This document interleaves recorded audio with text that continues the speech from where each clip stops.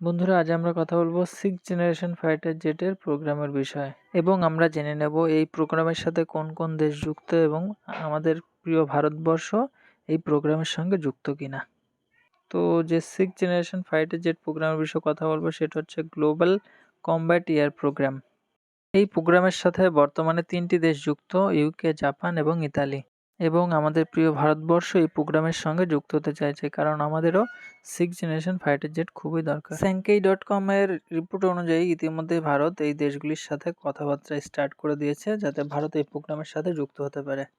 এই ফাইটার জেটটি হবে খুবই অত্যাধুনিক এবং এই ফাইটার জেটটি রেডারকে ফাঁকি দিতেও সক্ষম। ভারত এই প্রোগ্রামের সঙ্গে যুক্ত হতে চাইলেও একটি দেশ একটু সমস্যার সৃষ্টি করছে। সেই দেশটির কোনো দেশই নয়, জাপান। জাপান বলতে চাইছে যে ভারতের সাথে রাশিয়ার সম্পর্ক খুবই ভালো। এর ফলে ভারত ভবিষ্যতে এই ফাইটার জেটের বিভিন্ন গুরুত্বপূর্ণ তথ্য রাশিয়ার হাতে তুলে দিতে পারে। এর ফলে জাপানের সঙ্গে সঙ্গে এই ফাইটার জেট প্রোগ্রামেরও ক্ষতি হবে। যেহেতু জাপান ও রাশিয়ার সম্পর্ক ভালো নয়, তাই জাপান একটু বিরোধিতা করছে।